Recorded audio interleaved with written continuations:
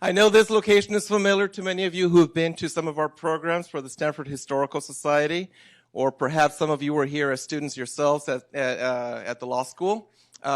Maybe some of you were at the law school at the old location over at the main quad. Regardless, welcome one and all, and Happy New Year. We're still in January, so I think it's still fair to wish everyone a Happy New Year. My name is Victor Madrigal, class of 94. I work at the Stanford Alumni Association, and I'm one of the Historical Society board members. And it's my privilege to welcome all of you today and introduce you to our speakers and to the program. It's a three-part program. We've got Daniel Hartwig, who is our Stanford University Archivist. We have Alison Carpenter Davis, our author, whose book, and this is going to be a shameless plug, you're welcome. The Stanford bookstore is outside, so afterward you'll be able to purchase your book and get it autographed. There might be a long, long line, so make sure you wait patiently. Alison is going to introduce some of her special guests who are going to read excerpts from her book, and then we'll have time for Q&A. So make yourselves comfortable for today's presentation. I'm going to use my notes to introduce, just to make sure that I don't misspell, misrepresent, or spread any alternative facts this evening. So we began by introducing, like I said, Daniel Hartwig, who also sits on our Historical Society board. He's been here since 2010, and prior to coming to Stanford, from 2006 to 2010, Hartwig was a record services archivist at a small little school out east, Yale University. Maybe you've heard of it. Previously, Daniel was assistant archivist and digital projects developer at Ball State University from 2004 to 2006, and archives reference assistant at the Wisconsin Historical Society. He's a graduate of University of Iowa, holds an MA from Indiana University, and an MLIS from the University of Wisconsin. Raffle prize. Who knows what MLIS is? Library Science. There we go. Raffle prize is you get a free presentation this evening. Wonderful. You get a copy of the book. You get a copy. Daniel Hartwig will talk about his work as our university archivist and also how it has set the stage for the work that our author and our guest speaker today has done with her book. So Daniel will go ahead and speak first, but I'm also going to go ahead and introduce Alison Carpenter Davis to make sure that we've got a nice program flow. So Alison graduated from Stanford in 1979. Her reunion year is coming up in a couple of years. I hope to see you on the committee, perhaps. I work reading homecoming. It's my job to also do that. Her parents attended Stanford, if my research serves me right, back in the 1940s. And I'll let her tell you a little bit more about her family connections to Stanford in just a bit. She is the author of Letters Home from Stanford, 125 Years of Correspondence. Her articles have run in various publications, including the Stanford Magazine, the Chicago Tribune, the International Herald Tribune, and the Des Moines Register, just to name a few. And prior to becoming an author, Alison was an editor at Outside Magazine and an adjunct professor at Northwestern University's Medill School of Journalism. She will invite and introduce her speakers as the program continues, but I wanted to make sure to introduce the two of them. Like I said earlier, you are going to be able to purchase your own copy of the book. I was going to say the Stanford Magazine; those are complimentary. The book is outside, available through the Stanford Bookstore. And without further ado, please join me in welcoming our first speaker, Daniel Hartwig.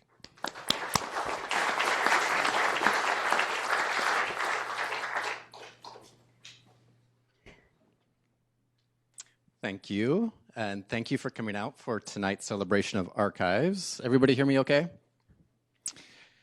So the University Archives is the official institutional memory for Stanford University. So we collect university records, records of administrators, units, offices, departments, but also records of organizations, student organizations, and individuals. Now, the important difference between primary and secondary resources. So secondary resources, you can gain a sense of what an institution, a group, or an individual is like. But to really understand what it's like to be an individual or to experience an event, you really need to consult primary resources. So we collect journals, diaries, letters, correspondence, scrapbooks, you name it, anything and everything that you can get a sense of what it is like to be an individual, and in this particular case, a student. Now, collecting and documenting student life is a real challenge here in the University Archives, but throughout really any archives. Any ideas why it's hard to collect or to document student life? Well, for one, most students are here for 4 years. They're taking many courses each quarter.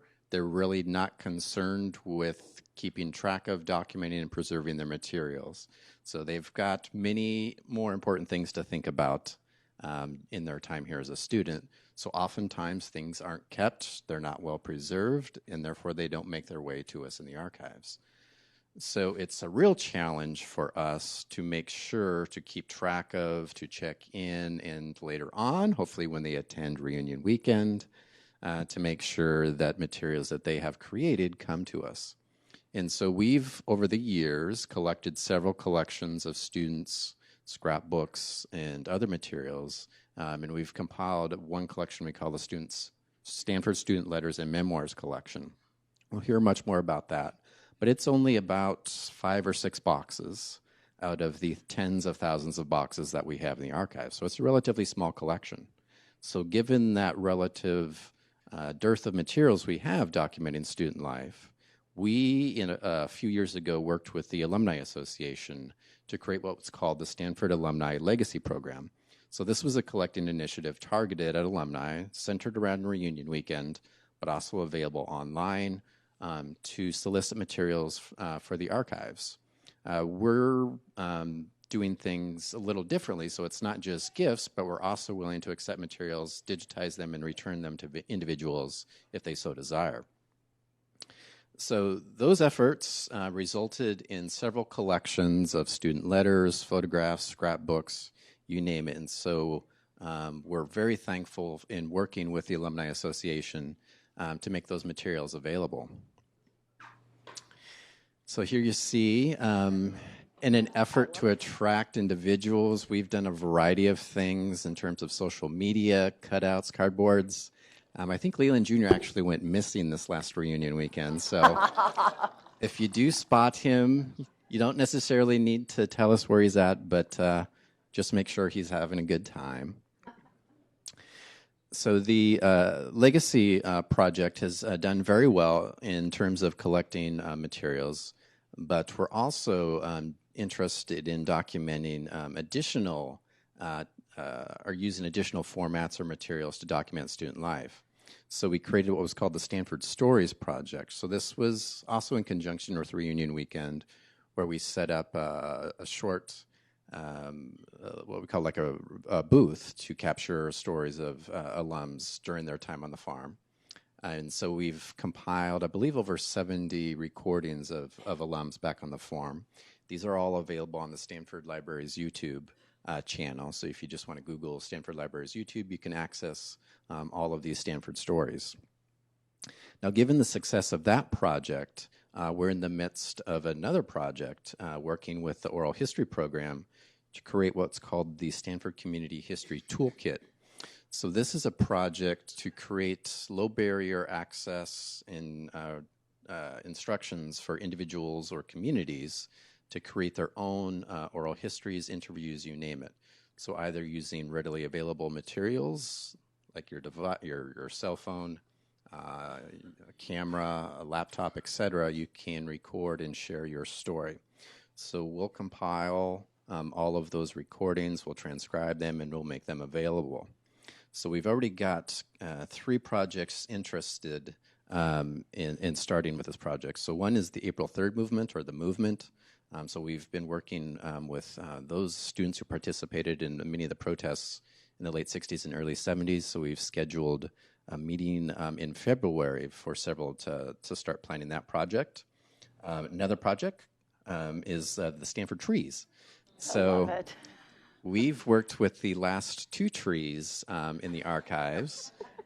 We've actually taken in several tree costumes. That's a whole ordeal in of itself, but they're interested in telling their story, the evolution of the Stanford tree. So that's one we're excited about. And another one in working with some faculty is the Herzenberg Lab. So Len and Lenore Herzenberg, amazing individuals, very prominent in terms of genetics, and so we're going to tell the story of their lab. Now, another project to kind of get us back on track in terms of student letters. So we don't just acquire things, we digitize them, make them available, and share them for teaching, learning, and research. Students who projects we're very excited to talk about is called From the Page. So we've taken these digitized materials and put them on this website, and we allow individuals to transcribe them. So what we do is we take these transcriptions that individuals submit, and we can make them full text searchable in our online environment. So we have around 13 collections now available online, including all of the papers of Leland, Jane, and Leland Jr. We have several faculty collections, the aforementioned student letters collection, and a pioneering sex survey of the late 1890s of Stanford women. Here's just a screenshot where you can see on the left-hand side we have a handwritten text, and on the right you can see the transcription that the user generates. So all of these materials will then be made available through our exhibit site. So this is just exhibits.stanford.edu. You can see several exhibits, online exhibits that we already have, but all of these letters will be made available through there. And just yesterday, we were contacted by another partner who's interested in extending the efforts of our transcription project. So there's a European Commission tool called Transcribus, which is taking machine learning and applying it to transcription. So you do automatic handwritten analysis. So we're very excited for that project to extend access to all the materials that we've collected and made available in kind of new and ever creative, innovative ways. So with that, I'm going to turn it over to Alison and talk about our story.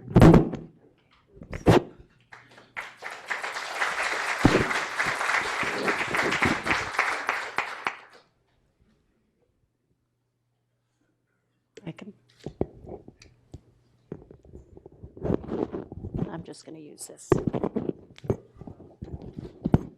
We're good. Thanks. Thanks, Daniel. Can you all hear me okay? In the back? Louder. Is this okay now? Okay. Thanks, Daniel. It's been a pleasure to work with you and your staff these last 3 or 4 years. And Victor and Charlotte, thanks so much for all your help, and to the Historical Society for inviting me to come by today and chat with you. I'm thrilled to be here. Letters Home from Stanford, this book that recently came out, in fact, started with my mom, or rather my grandmother, who told my mom in no uncertain terms on the platform at the downtown Los Angeles train station in July of 1944 that she was to write home twice a week or tuition would be yanked. And you didn't mess with my grandmother. So my mom dutifully wrote her letters twice a week for the 4 years she was here, from 1944 to 1948. And we now have 4 binders stuffed with letters representing the 4 years of my mom's Stanford career. Here's one of her letters from 1945, or 45, yeah. At some point in my late 20s, I decided to read through some of them, and I was shocked by how much her own college experience resonated with my own. I'd always thought my life experiences were so unique and were so different from my mother's, and we certainly had not much in common at all. And then I had this aha moment that I think a lot of young people do, perhaps at some point, that my mom and I had a lot more in common than I'd previously thought. I wrote about, in the preface to the book, for those of you who've read it, I wrote about my mom's letters being the inspiration for the book, and in fact they were. But there's a little bit more to the story. Decades pass. About 5 or 6 years ago, I set out to find my old P.O. box at Stanford, which was a very important point on campus for me. P.O. Box 5951. I couldn't find it. So I found myself standing on the steps of the post office. You know exactly where that is, right there at the bottom of the photo. This is the view I had. I'm looking at the post office, and all of a sudden I start thinking back to my mom's letters, which I hadn't turned to in years, and all the words and stories that have gone in and out of this building and other buildings. This would have been the post office where my mom mailed her letters home. And before that, the telegraph office that was here when the school opened in 1891. And I'm thinking of all these words and all these stories and all these buildings. And then I start thinking about electronic correspondence and how students don't write letters so much anymore. It's pretty much about emails and really not emails anymore, texts, and I guess Snapchat. There's no Snapchats in the book. I drew the line there. And Letters Home from Stanford was born on the steps of the post office. The book is a collection of handwritten, electronic, and typed correspondence that Stanford students have sent home for 125 years. And just in general, it recalls the common human experience of breaking out and trying to find our way as we observe the world around us and look over a shoulder toward home, often not wanting to admit to ourselves or anybody else around us that we're doing that. So why come out with this book? Why do we care? Why did I care so much? Because letters are pieces of history. The country's, the world's, our own personal histories, and in this case, Stanford's. Historians often consider letters to be the best primary sources for their research because they are firsthand accounts, unlike memoirs, which can be written months or even years later. Secondly, the letters establish and remind us of the common threads that bind together the generations, and I think that is grounding for people and it brings them joy, perhaps even more so in these fractured times in which we live. The letters show change. Many things stay the same, many change, and that's often a good thing. And it is my hope that the letters inspire today's students. I cannot emphasize this enough. When a straight-A student comes from high school and shows up on campus here, it's my hope that it's really helpful for them to see that someone in the 1950s, maybe somebody I know in the 1970s, that would be me, and many other people landed here, and guess what? They got a D their first quarter at Stanford, and they lived through it, and it's happened before, and it goes on. And reading the letters and observing how students before them have faced similar transitions. A few bits of housekeeping. Sorry, I'm going to take another quick sip. When I refer to letters throughout this talk, I'm referring to all correspondence. I view emails and texts as modern-day letters.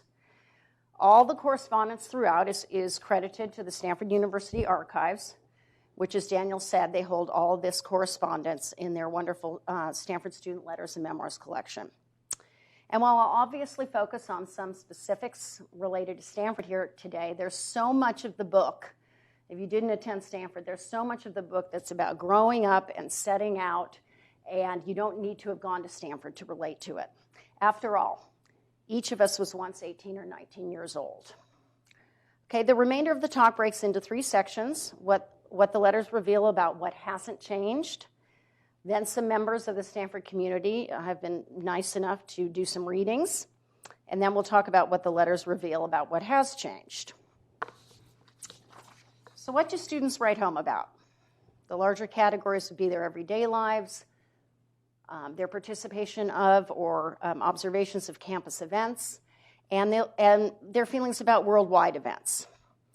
So in the world of the everyday, what themes emerged across the generations? Freshman fumbling, and this became a lot of the letters in the first chapter of the book, First Letters Home. Here's a quote from Chris Seaman. I haven't met anyone from Modesto yet, but I know a guy who knows a girl he thinks is from Modesto. This is called searching for a connection. Your first week at Stanford. The push and pull with home that I'm sure we can all remember. Wanting separation, but wanting the next day to talk to your parents or write them a letter, and just sort of this yin and yang that goes on about wanting to be home and setting the parameters as a student for what your parents are to do when they're on campus. For example, this young woman wrote, "Don't kiss me and talk out loud in the library when you come." This is Lucy Allebach, and she was writing to her mother in Iowa prior to her mother's visit to campus. I often ask audiences to guess when they thought this was written, and I'm thinking a lot of people in this room are familiar enough with the book, so people are going to get it right. But I asked one audience, and someone said, "I think that was texted like last fall." Here's the date on that one. And I love this because in a nutshell, this is one of the main themes of the book. Forget the date. This could have been written, texted, painted on, a piece of paper, whatever. So you've got the push and pull with home. This is another one from a freshman. I miss you guys, I really do. You're a great family, and I might as well admit it. There are lots and lots of letters, about correspondence. Why haven't you written? I'm so sorry I haven't written.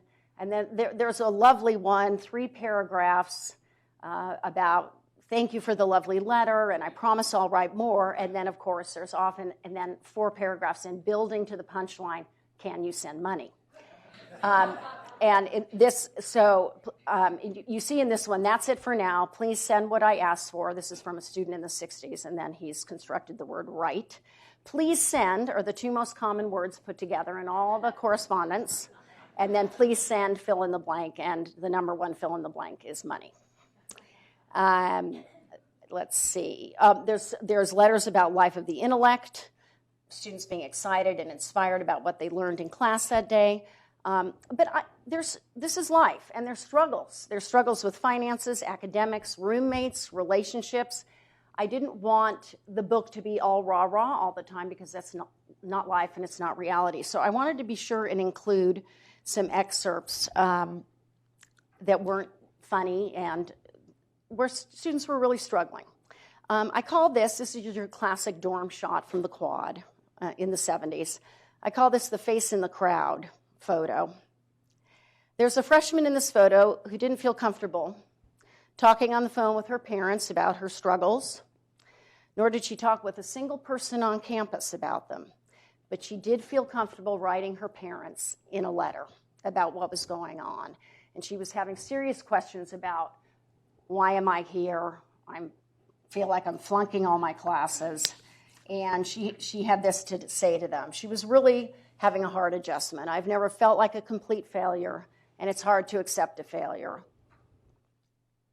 I find letters like this really interesting because there's no other vehicle except through this letter. I actually know this person, and I know for a fact she spoke to no one on campus about it. And we would not know this information and know how this person felt in the mid-1970s unless we had this letter. So I find that special about letters like this, and I feel it's a view into an interior Stanford when students are writing about things that they're not talking about. This she wrote after a midterm that she was sure she had flunked. It was a midterm in England. In econ, the subject she went on to major in. And the grade she got on the test, she got a B. And of course, she makes it through Stanford just fine, earning her degrees in economics and psychology 4 years later. She has a beautiful letter that she writes right before she graduates, and she's walking all around the quad, kind of doing a Stations of the Cross, looking at different classrooms and remembering the teachers, the professors in those rooms and what she learned. It's just a beautiful letter. And there's other pre-graduation letters. That would be another theme. Students tend to get very reflective before graduation. Okay, moving on to the history side of things. Students like to write about big game, any surprise, and the Stanford-Cal rivalry in general. I really had to trim things down for the Beat Cal chapter, and there definitely had to be a Beat Cal chapter. And this is probably one of the single biggest things that binds students across generations at Stanford. Here we have a slide of the first Stanford football game. This is the one, there is a letter. I believe it was March 1892. There's a letter describing this game, and this is the game I'm sure many of you have heard of where both teams forgot the ball, and somebody had to go off on horseback to find a ball, and the game started about an hour and a half late. Next up, we have what has become a beloved quote in Letters Home. It's written by a young woman, a freshman named Hope Snedden. December 1st, 1918. Hope is relaying the score to her father, Cal 67, Stanford 0, and telling him that her friend from Cal is ribbing her a lot about it. And she's like, I don't care. And then she writes, all the same, I'm glad I didn't go to Berkeley. I will tell you this score is not kept in official Stanford record books because the 1918 football team included both student and non-student members of the the Student Army Training Corps, a unit headquartered on campus during World War I. As we know, Stanford students like to beat Cal at anything and everything and on and off the field, including selling war bonds during the 1940s. Carol Stearns says to her mother, "Did you hear about it? A race between Cal and Stanford with the Axis Prize, which is the school that sold the most. We won." This cracks me up. This is parallel universes. It's two students at a big game over 100 years apart. One of them says in the 1890s, "I did not know what I was doing." He was jumping up and down, and he was relaying to his parents, writing this letter that, frankly, I just got hysterical, and I didn't really even know what I was doing. Another is from one of our Letters Home from Stanford interns, Jason Cedar, who's here tonight. And he's actually talking, his mom's asking him about the band, and he says, "I still have no clue what I'm doing." And I actually had thought of doing a spread in the book about these parallel things like this, but I didn't. This would be an example. Okay, let's look at further history. The book opens with a letter written by Lucy Auerbach the day before the first day of classes at the Young University. Here she describes her new surroundings at Robley Hall. The parlor has rough walls, as have all the rooms, painted in delicate shades. Ours is light blue and ecru. The parlor is pale pink and blue. And I can't say this is the exact parlor she was talking about, but this parlor is from that era. And I feel with her words, she's coloring this photo for us. And I just love that. They literally color this Robley Hall parlor. This is from Jane Stanford's funeral in 1905. There's a letter that goes along with this where, same thing, all the wreaths that have been sent for the day are sitting in front, and he talks about them in very colorful terms. These are a bunch of students the day of the Loma Prieta earthquake. This is also interesting to me, just a side note, to see a bunch of students around a TV, right? That would not be the case today. People would be doing this. And there's a letter by Dan Lithcott-Hames about the experience of going through the earthquake. He tells his father, "Until it happens, it's impossible to fathom just how it makes you feel. It's like living on a military target range." Beyond that, the group of letters where students are thinking about things off campus. This is by my mom, and she's talking about the Dewey Roosevelt election. "In a democracy, there should not be any man so indispensable that he can't be removed at any time. And if there is a man so indispensable, then the government is no longer a democracy, and I'm awfully afraid American democracy is at an end."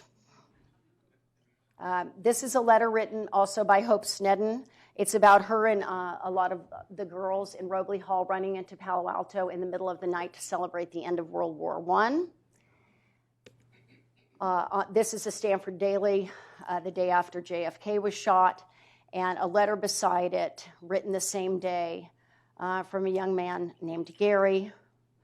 The first sentence is, "The university is in a state of mourning."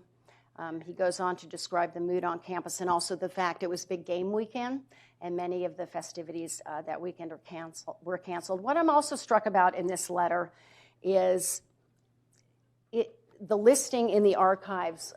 When you go to look it up, it's just Gary. And I can't help but, it's a kid named Gary. And how many kids that day wrote letters like this? I have to think there was a lot of traffic at post offices after that day. Okay, now we come to the readings portion of today's presentation. First of all, we've got Sherry Gould Blaisdell, I should say. She graduated from Stanford in 1984 with degrees in econ and political science. This is her graduation photo on the left. She is a CPA, lives in Los Altos, and is the daughter of longtime Stanford tennis coach Dick Gould, and the great-granddaughter of Mabel Babe Bartlett, whose letter about the 1906 earthquake is in the archives and appears in Letters Home. Sherry?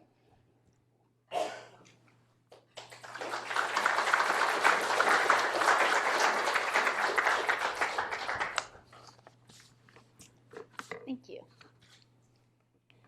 Babe Bartlett was a Stanford sophomore when the earthquake hit in April 1906. about the time that this photo was taken. My great-grandmother left Stanford. I'm going to need for you to hold that because we're not getting enough. Okay. Is this better? My great-grandmother left Stanford that year and never returned to finish her degree. She married and raised a family with her childhood sweetheart, Thomas Gould Jr., in their hometown of Ventura, California. In this letter from the History at the Farm chapter in the book, Babe writes to her parents while sitting outside her residence hall while the earth beneath her rumbles with aftershocks.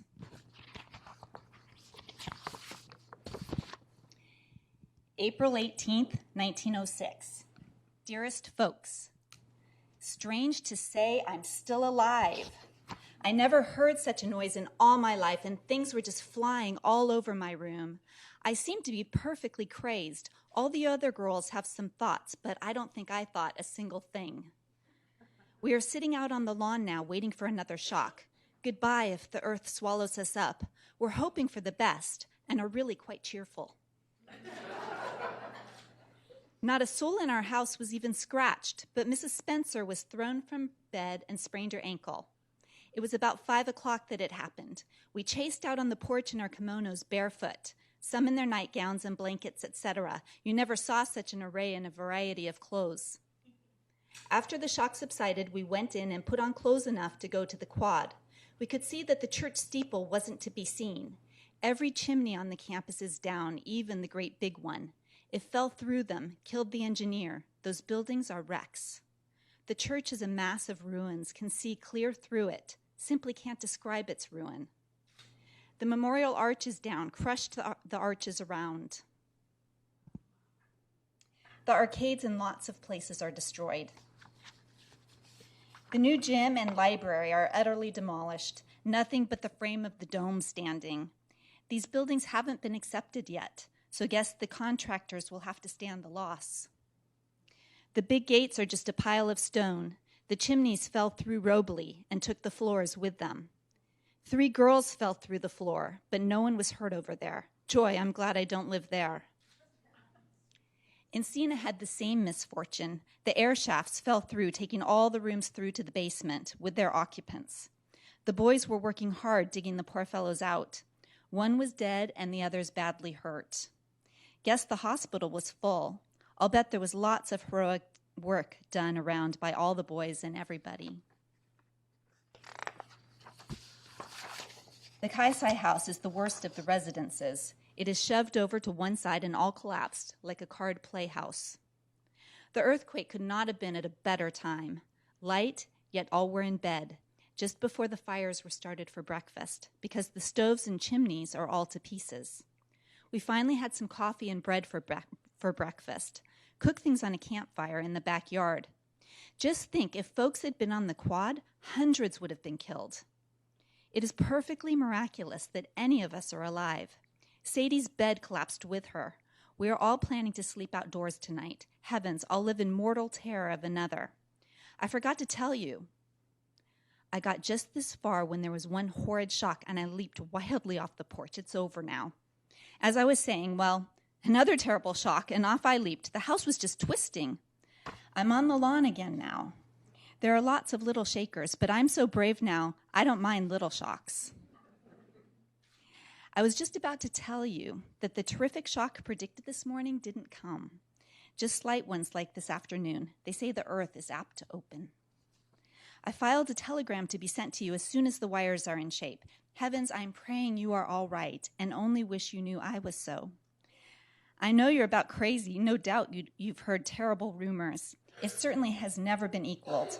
Dr. Jordan said nowhere in the world was there such a demolition of stone buildings. I had 5 pictures left in my Brownie Kodak camera, so took it with me this morning before they shut off the quad. Pali is in ruins, so guess I couldn't get any more films. I was lucky to have that many. I don't see when we can begin work. Of course, they'll have to inspect all the buildings before we can have class. Lots of the arches that are perfect otherwise have their keystones just hanging, so you see nothing is safe. Madrono is condemned and not a soul can enter. Poor homeless girls. I tell you there are lots homeless. The inspectors are just here. Say, I want to tell you something really funny out of all this disaster. One of the big statues in front of the zoology building took a headlong plunge and poked his old head right through the cement and is standing there, heels in the air. I never imagined I'd ever see ruins like these, just like old castle ruins. Whoever thought yesterday that this morning Stanford, all its wonderful, massive buildings, would be in ruins? Well, I guess I'll quit. Can't do any good to rave on thusly, so goodbye. Heavens, how I wish I could hear from you. The sky is all overcast with smoke from San Francisco. Maya gives the atmosphere a funny, spooky feeling. Lots and lots of love to all, Babe. So this is one of the 5 photographs that my great-grandmother took with her Polaroid camera that day in 1906. She then wrote this in a follow-up letter the next day. There were quakes all day and night. They say this will be the ruin of California for 10 years anyway. Folks won't send their children back here to college. Thank you.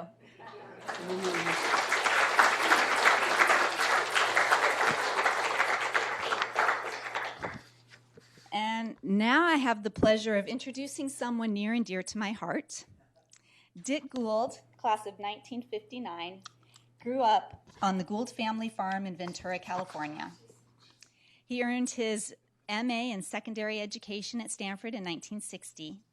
While at Stanford, Dick played on the tennis team, as we see in the photo, going on to become one of Stanford's most legendary coaches.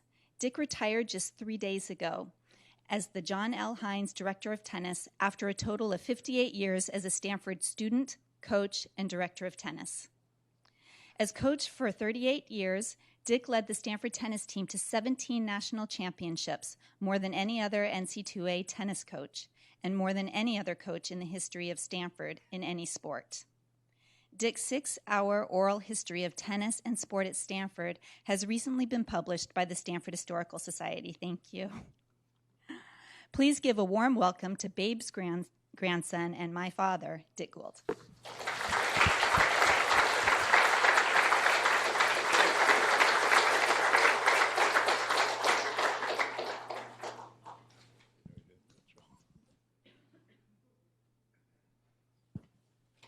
Oh my gosh. First week of retirement and talking to Los Altos Rotary today and get to be here tonight with all of you is, I guess I'm not quite retired, but thanks for being here. And I want to take this opportunity to say this book, if you haven't read it, is really, really fun to read. There are so many similarities from 100 years ago apart. Everyone has the same fears, the same things don't change. And it's light, it's fun. The excerpts are from all over, and Alison's done a great job of categorizing them, putting them in their place, and I found it fascinating. It was just a great read.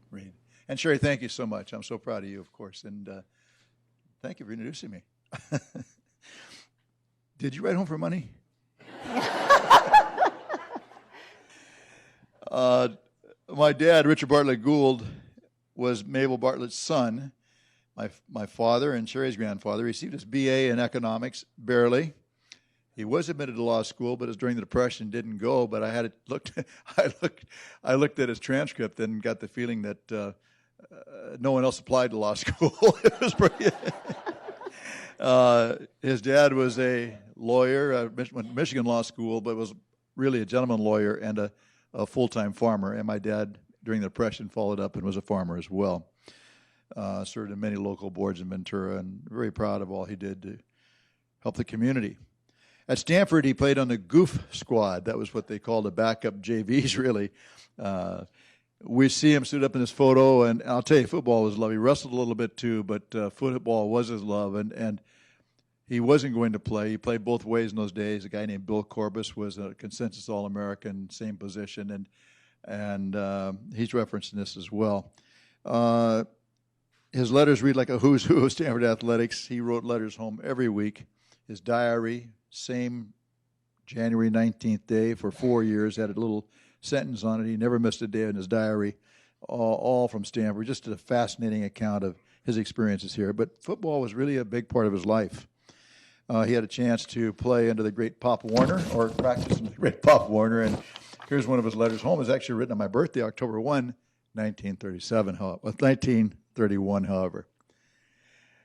Dear folks, the football squad has officially been divided now, and Buck Van Dellen, Dave Packard, and I are on the first string.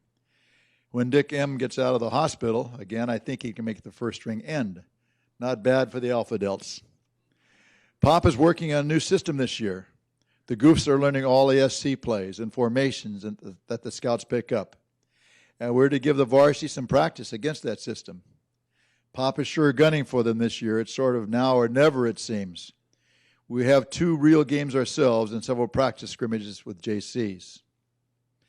This morning I registered, and everything worked out just as I had planned, so I'm sitting pretty. Tomorrow classes begin and play stops. It will be sort of a tough change, but that was, after all, what we were in college for. May 29th, 1932, spring practice. And I loved it. Wednesday, it was terribly hot, and of course I scrimmaged the whole time. Excuse me. We put in as much time as a game without any quarters or halves to rest. Boy, was I sure tired. I lost a little over 5 pounds in about 2 hours. Friday was a lot cooler, but luck wasn't quite so good. Bill Corbus, a consensus All-American I mentioned, was in Los Angeles for interviews. And as I was the first guard that answered Pop's call, I played in his place. Did Pop ever give me hell? I went pretty lousy on offense, but I was a little better on defense. I scrimmaged the whole time anyway. Pop learned my name on Friday, but I'm afraid the way he learned it won't do me much good. He figured I was about the worst football player he'd ever seen. I stand pretty well with Tiny. That's Tiny Thornhill, became a coach later on. And Rabbit, I think that's Rabbit Bradshaw, gives me quite a little help. By the way, Rabbit is going to be coaching the varsity next year, and Ernie Nevers, the great Ernie Nevers, an all-time great, the Grays. We only have 1 more week of football or 3 more practices. I hope I can give a good impression on myself these last few days. I'm enclosing the annual Alpha Delta Phi letter with this. I thought you might be interested to know just what the fellows in the house do around school. Ben Eastman has been elected track captain since the letter was written, so that can be added on to the list of achievements as well. Dick.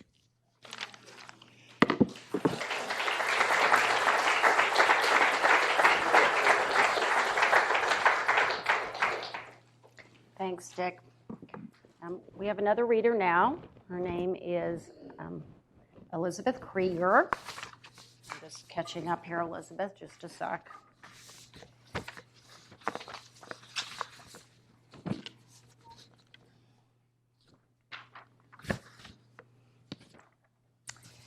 Elizabeth Krieger graduated from UC Davis with an English degree in 2010 and from USF with a graduate degree in creative writing.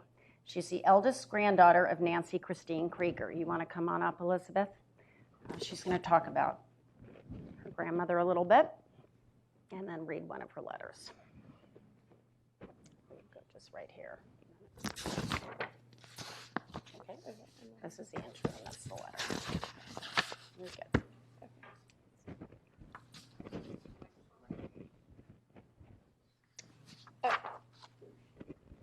You can help that if you want. You start right here. Okay, thank you. Hi. So I'm Nancy's granddaughter. When Nancy Christine Smith drove cross-country to Stanford in the summer of 1946, little did she know how entwined her life would become with the university. At Stanford, Nancy lived at Hilltop House, then a residence for female graduate students, which stood on what is now the back lawn of Lou Henry Hoover House, home to Stanford's presidents. In this photo, Nancy sits with fellow students in her black shorts and white blouse on the Hilltop House lawn. Behind her, in the photo's far right corner, is 622 Cabrillo Avenue. 10 years later, Nancy would move into that house with her husband, Stanford professor of medicine, Dr. William P. Krieger, having earned her MA in economics in 1947 at Stanford and subsequently working as an editor for the Federal Reserve Bank of San Francisco.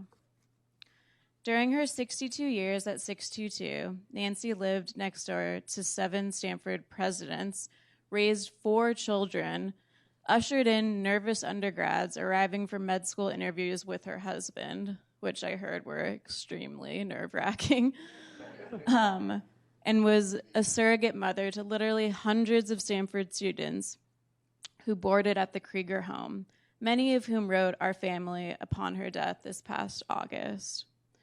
Nana was always quick and had a brilliant sense of humor. Her own resilience constantly drew me to visit her, particularly when I was going through cancer treatment at age 18.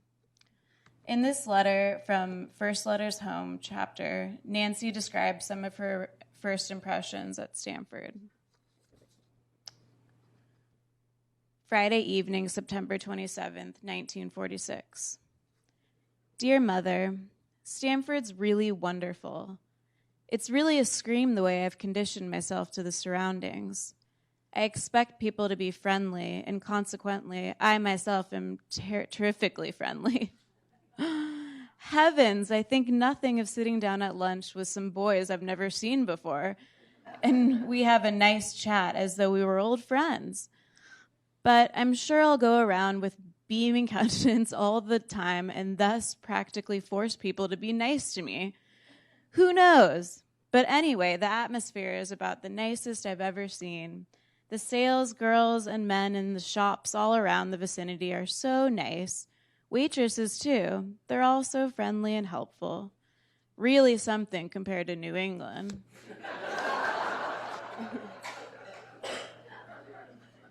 My courses are really going to be tough. They've already assigned loads of books to read, and I'm still in the process of settling down. Find I'm just reading words instead of getting any sense out of my reading. I'm hoping that will soon pass once I get into the swing of things. Love to all, Nancy. Thank you. Great. Thank you.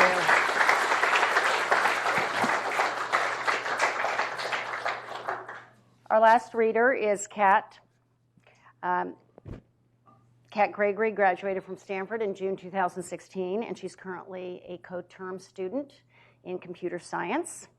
Her texts with her mother, her senior year, give us a sense of current student life at Stanford, recall our own student days, and of course, are a modern-day example of how so many of today's students communicate with home. I don't have a photo of Kat in the past because here she is in the present.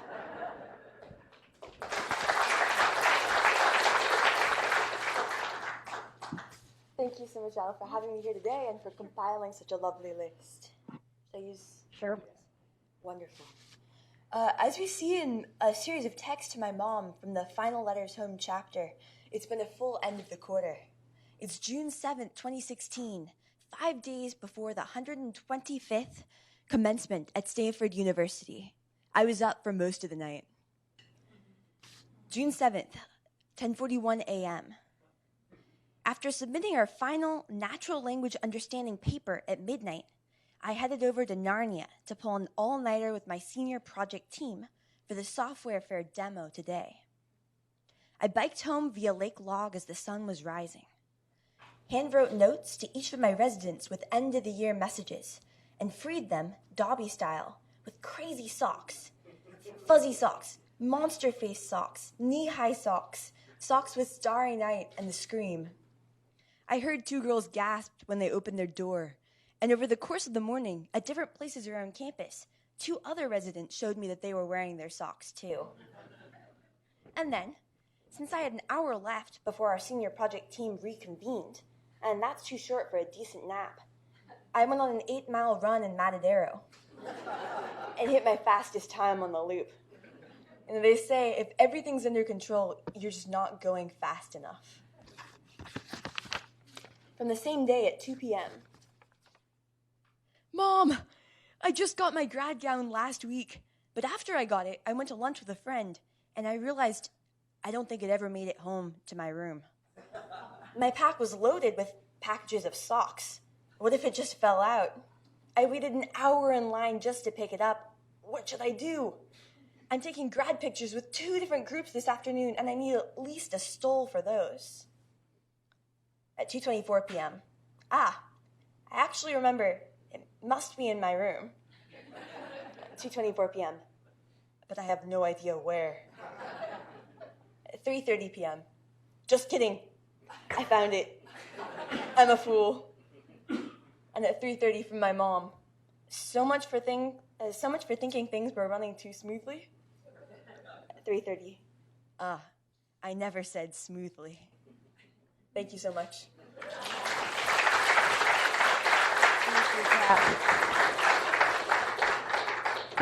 Being the busy student that she is, Kat has to dash off. I wanted to, our last portion here, talk a little bit about what's changed. As the means by which students, one is the means by which students communicate with home. We've got a telegram. That is one sent by Babe Bartlett after the earthquake, of course, to texting.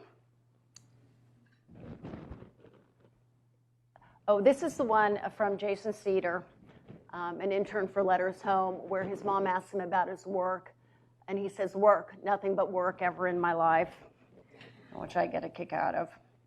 And we haven't talked about emails yet. There are emails as well in the book. This is one from a woman named Vanessa Hua. And the subject is teeth because in other parts of the email, or the email before this, the subject was her dental appointment over winter break. But I love this. This is just as people are starting to email and the dawn of much of the digital age, so is Mom becoming less afraid of computers.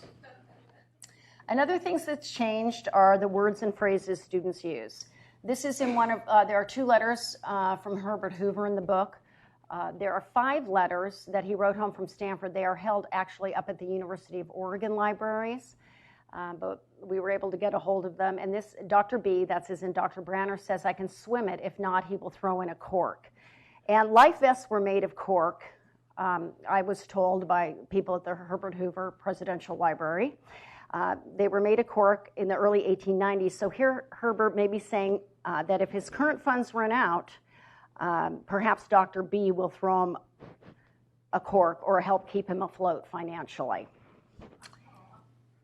This is one from 1891 from Lucy Auerbach again. Well, with the best of love, I am your own faraway Lucy, who loves her mother, father, and sister if she is a crosspatch, as in a disgruntled person.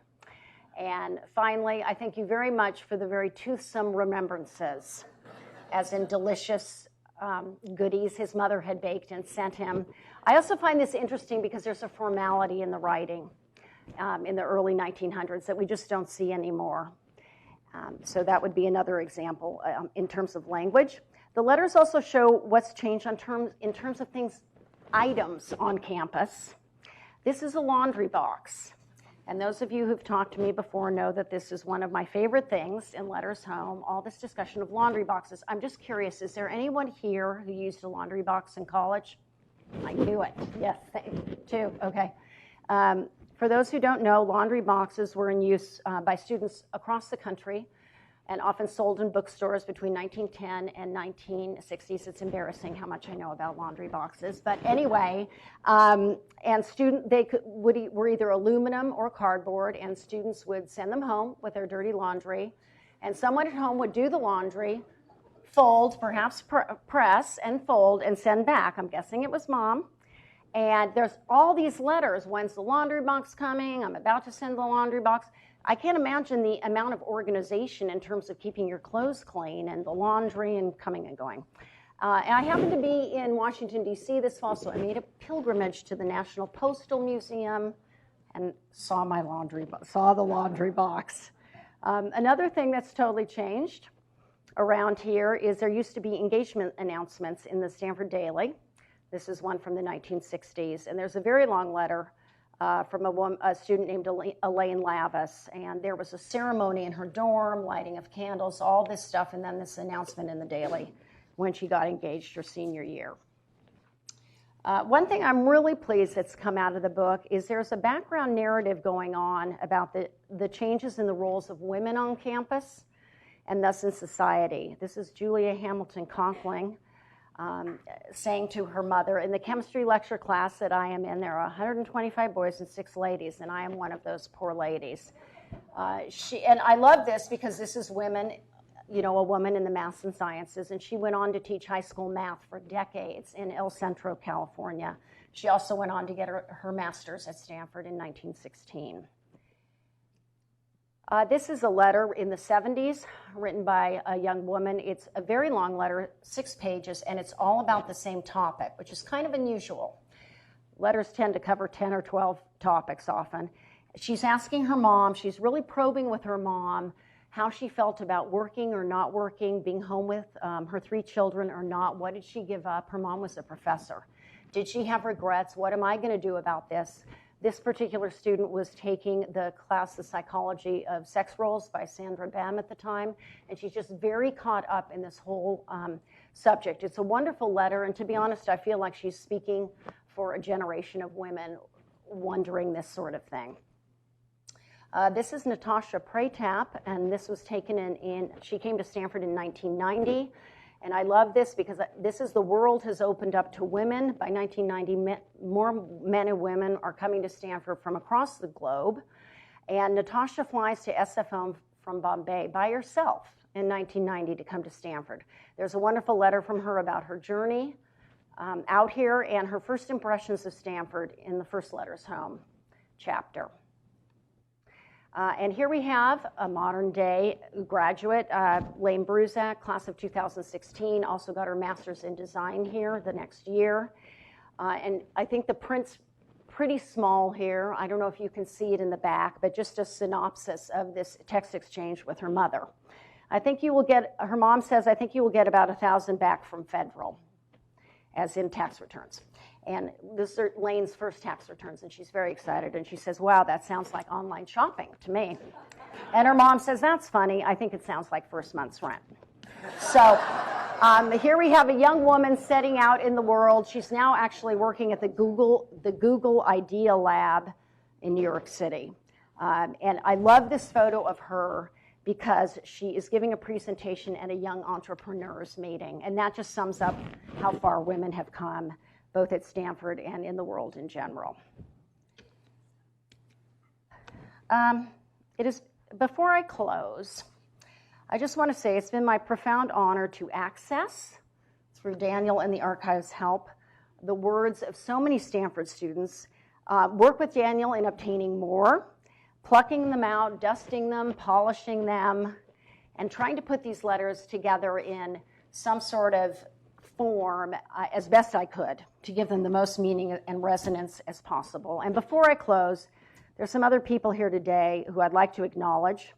Everyone I've already thanked, again, the readers, this bank of, I had 4 or 5 or 6, I couldn't tell sometimes, current students who were my Letters Home from Stanford interns. I had editorial students, I had 1 photography intern, and I just have a new, there she is, a social media intern, which I really need. I'd also like to thank the adult children of some of the letter writers here today.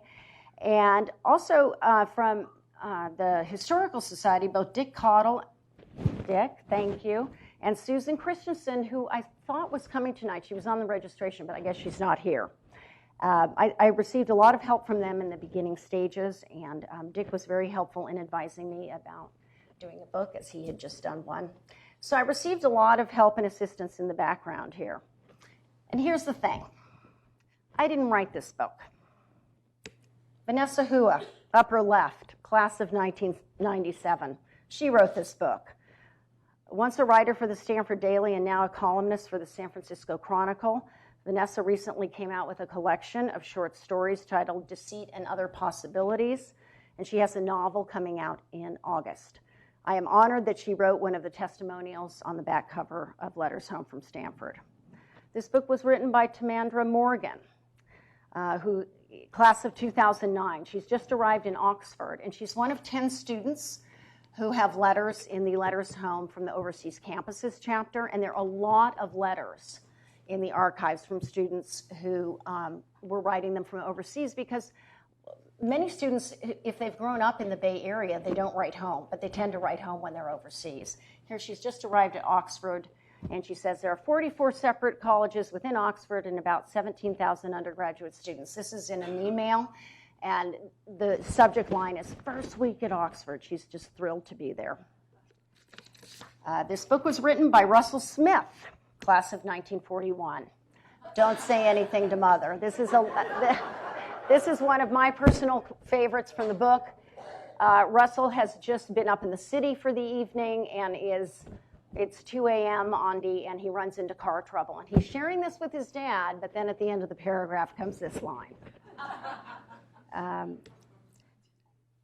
Now, there's again, it's not all funny and laughs. There's a very serious letter by a young man in 1900 who comes from very modest beginnings, and he doesn't feel comfortable bringing his friends from Stanford home.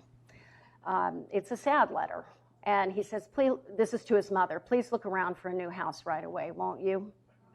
And this is another one of those letters, the interior Stanford thing. I don't think he was talking to his friends on the corridor about this. So he's a beautiful writer. He also has a letter in the book, that starts, "It's my 21st birthday," and then all these ruminations about what that means in his life. Let's see. Next we have, this book was written by Hope Snedden. Hope grew up on the East Coast and transferred to Columbia, but her letters are so wonderful that we'll forgive her for that. And literally, she made me laugh out loud as I was sitting in the special collections section. I had to excuse myself. One of her best lines was shortly after she arrived at Stanford, and she says to her, she writes her parents, "No roommate, but there's a girl next to me who comes in and tells me all her troubles by the hour. I don't give a hang whether she marries Arthur or Dick." There's a few members of her family here. Hope belongs to a very large Stanford family, by the way, perhaps only to be rivaled in number by the Gould family. So here we have Babe and Richard again. And members of the Gould family also wrote this book, and they did a lot of readings too, and thanks to both of you for that. This book was also written by Nancy Christine Smith, Master's in Economics, 1947. And we've talked a little bit about her, but I want to just add a few other things. She served this university really well. A little bit more of a hidden figure, I would say, on campus. She has a wonderful letter in the book about getting in all the wrong registration lines on Reg Day, shortly after she's arrived.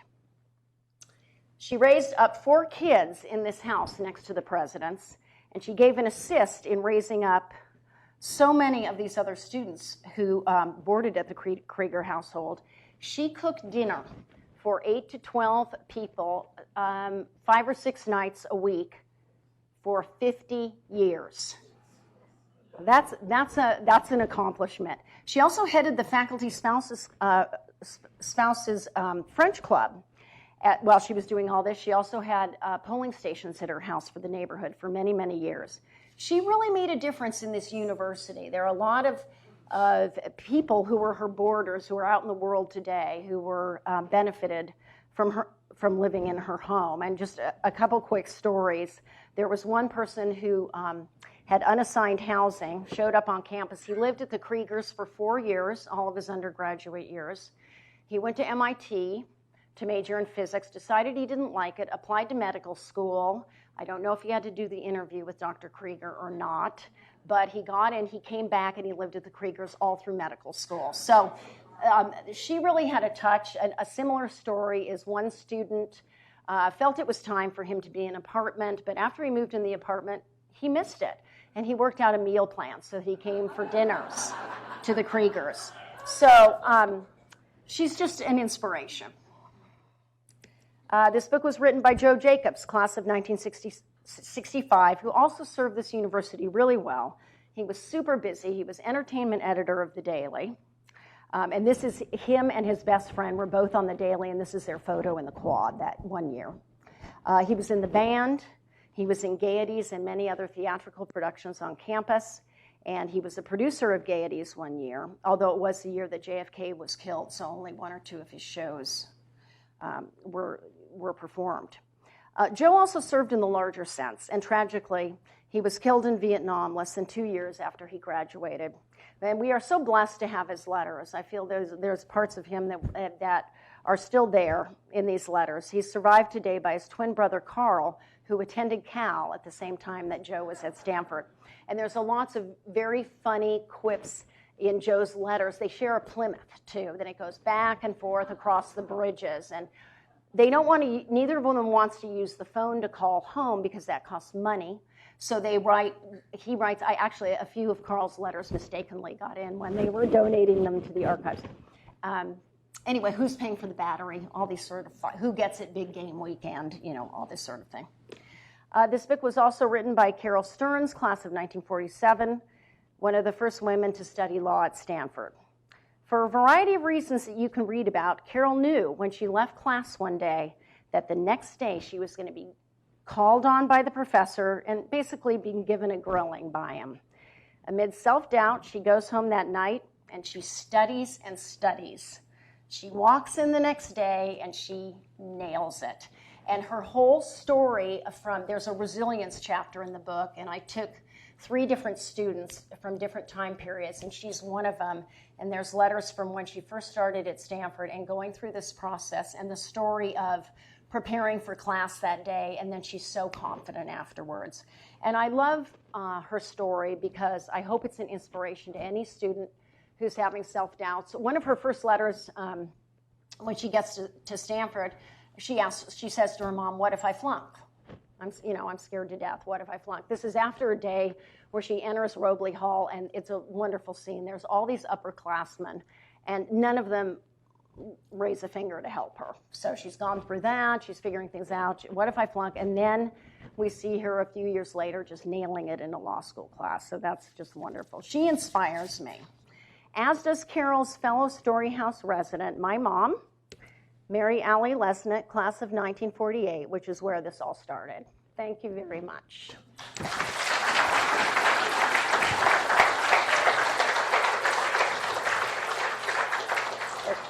Thank you. We have approximately 8, 9, 10 minutes or so for questions. And we've got a couple of microphones, if I can steal this other microphone back. So we've got a couple of microphones. So if anyone has questions, and then we'll go ahead and wrap up. For either our author, Alison Davis, or any of our other speakers. Yep. Technical question. I know you mentioned this in your intro. Friends, Romans, countrymen. How did you get the written letters transcribed into print? What was this? Who knows? Well, Daniel had the letter. Yes, let's get around for the intro. The letters were in the archives. I started reading them. I transcribed a lot of them, and then I realized it was going to take me a really long time. So with the help of the English and History departments who put out notices, I was lucky enough to have some wonderful students who helped me out a little bit each week, and that cut the workload. I have a book that's from 100 years ago, and it's all in the handwriting. Mm-hmm. Is there some way that you magically change that? You know what? I remember looking into that. I don't remember. Obviously, I didn't go with it, Daniel. Is there a mechanism for that? Do you want to come up? Yeah. So I mentioned at the conclusion of my talk, there is a new tool out. It's called HTR, handwritten text recognition. So it's similar to OCR, optical character recognition, which you can easily turn typewritten text into computer language. So it's just getting started, but it's not quite there yet. So the short answer is it doesn't quite exist, but there is a website called From the Page. And so we've put our handwritten texts on there, and we solicit users to transcribe them for us. So there is that means if you're interested. There's also something called Dragon software. That you could, if you feel like reading it, it translates voices. So you can put it on your computer, or you can put it on your iPhone or whatever, and you just read. If you were reading the document to it, it would transcribe it, and it's quite accurate. Dragon software. Yeah. I do remember at the time I was looking into this, which would have been about 4 years ago now, my feeling was I didn't want to risk the misspellings and the transference of stuff. That's why I didn't do it. Any other questions? Any other questions? Over there, Leslie. Thank you. I think you might have mentioned this, but I probably forgot or something. How long ago did you start writing the book? It was about, I would say, 4.5 to 5 years ago, standing on the post office steps, conception to having the book in hand. Yeah, and it would have taken me longer had I not had interns helping me. Yeah. Yeah. Yeah.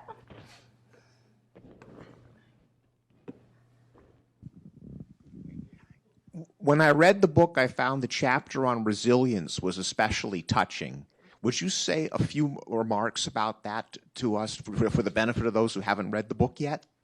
I take 3 students, Julia Hamilton Conklin, the one who became a math teacher, and she was one of 6 ladies in the room, and Mary Carol Stearns, and then a woman from the 70s who I quoted.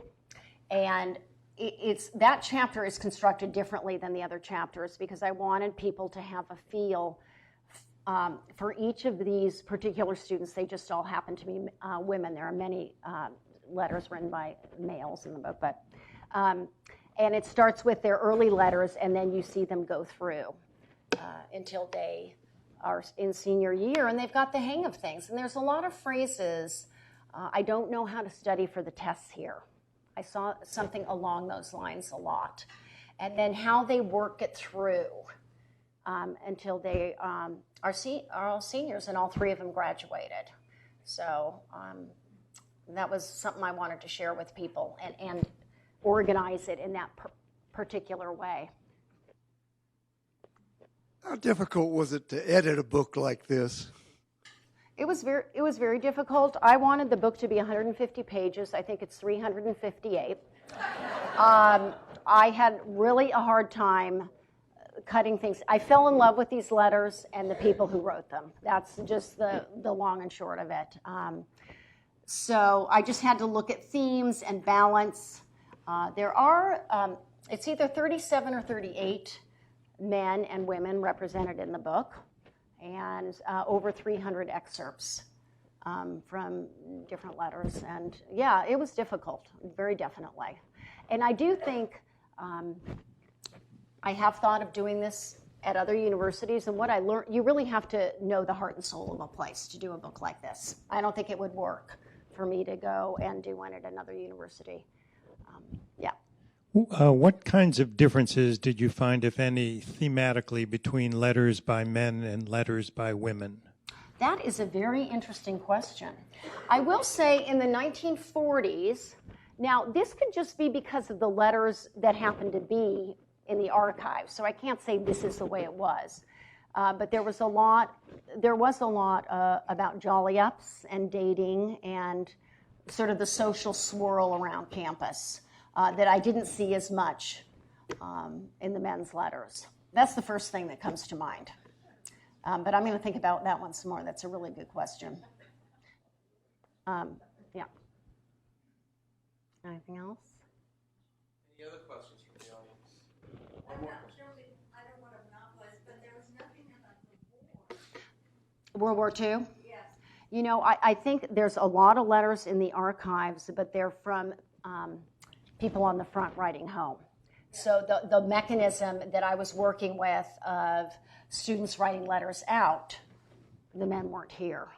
And those are in the archives, right, in another collection. And that is something I was aware of. There's talk of women writing letters, and gee, there aren't very many men on campus. I mean, there's definitely references, but That's the reason. And I will say I was very hung up on this has to be a letter from a student to their home. And as I moved along, I realized home is where a student feels home is. For example, Herbert Hoover was writing a friend in Oregon where he was raised after his parents died. And she wasn't technically a member of his family, but we loosened that up after a while. Yeah, I wanted some letters from him in the book, too. Do you include anything about the angst that female students had about not getting into sororities? There is a little bit about sororities, not so much the angst, but my mother actually wrote something about the sorority situation in the 40s, and she said, I don't see why we don't just have them. Women clump together anyway. So, why did they quit them? So, but not so much about angst. But she was not happy about it. She wanted the sororities on campus, and there weren't any. And then, of course, when I was here in the 70s, there were fraternities on campus, but not sororities. We all know that whole history here is unique to Stanford.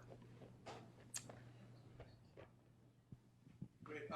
Well, why don't we go ahead and wrap up? I feel that 125 years in the making, these letters, the history that's happened over these 125 years, wouldn't have come to light without your efforts and without your vision. And without the tenacity of 4.5 years of writing, and without that trip to the post office. So, round of applause for a wonderful. Thank you.